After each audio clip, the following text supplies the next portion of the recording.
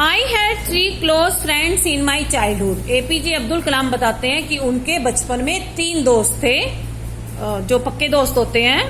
एक का नाम था रामानंदन शास्त्री, दूसरे का अरविंदम और तीसरे का शिवा प्रकाशन। All these boys were from Orthodox Hindu ब्राह्मण फैमिलीज। ये तीनों जो बच्चे थे ये ब्राह्मण थे और एपीजे अब्दुल कलाम क्या थे? मुसलमान थे। ठीक है, बाकी के ब्राह्मण थे और वो मुसलमान थे। As children none of us ever felt any difference amongst ourselves. लेकिन हम बच्चे एक दूसरे में कोई भी भेदभाव नहीं करते थे कास्ट के ऊपर कि कोई दूसरी कास्ट का है, ऐसा कुछ नहीं था। सारे बच्चे मिलजुल के रहते थे। Because of our religious differences and upbringings. चाहे तो हमारे रिलीजियस डिफरेंस था, मतलब उनमें अलग चीज, हम भगवान को मानते हैं, मंदिर जाते हैं, वो मस्जिद जाते हैं, ठीक है, डिफरेंस बहुत थे, लेकिन फिर भी उनको इकट्ठा जो है बड़ा किया गया था।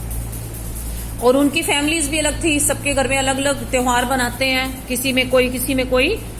In fact Ramanandan Shastri was the son of पक्षी लक्ष्मण शास्त्री। अब उनके फादर के नेम बताए गए हैं। रामानंदन शास्त्री जो था उसके पापा का नाम था Pakshi Lakshmana Sastri, the high priest of the Rameswaram temple, जो कि रामेश्वरम टेम्पल में पुजारी थे। Later he took over the priesthood over the Rameswaram temple. और उसके बाद जब उनका बेटा बड़ा हुआ रामानंदन, तब वो उनकी जगह पुजारी बन जाता है टेम्पल में। फ्रॉम हिज फादर मीन्स अपने पापा की जगह वो पुजारी बन जाता है। Aravindan went into the business of arranging transport for visiting pilgrims. और अरविंद जो है बड़ा होकर क्या काम करता है? जो वहां पे आते हैं रामेश्वरम में घूमने के लिए, उनके लिए वो ट्रांसपोर्ट अरेंज करता है। जैसे ट्रेन में जाके मद्रास पहुंच गए, रामेश्वरम पहुंच गए, उसके बाद आगे कैसे जाएंगे, तो वो गाड़ी अरेंज करवाता है और उनको घुमाता है। एंड शिवा प्रकाशन, और शिवा प्रकाशन क्या बना बड़ा होके? Became a catering contractor for the southern railways. ट्रेनों में खाना देने का काम, ठीक है, उसका कॉन्ट्रैक्ट इससे मिला शिवा प्रकाशन को। ये उनके बड़े होने के बाद जो जो उन्होंने काम किए थे। During the annual Shri Sitaraman Kalyanam ceremony, उनके शहर में एक फेस्टिवल किया जाता था। जैसे यहाँ पे हम रामलीला करते हैं और करते हैं, दशहरा मनाते हैं, ठीक है, उनके वहां पे क्या किया जाता था? सीता राम कल्याण, मतलब सीता और राम की शादी की जाती थी, सेरेमनी की जाती थी, त्योहार था। Our family used to arrange boats with a special platform for carrying ideals of lord from the temple of the marriage side.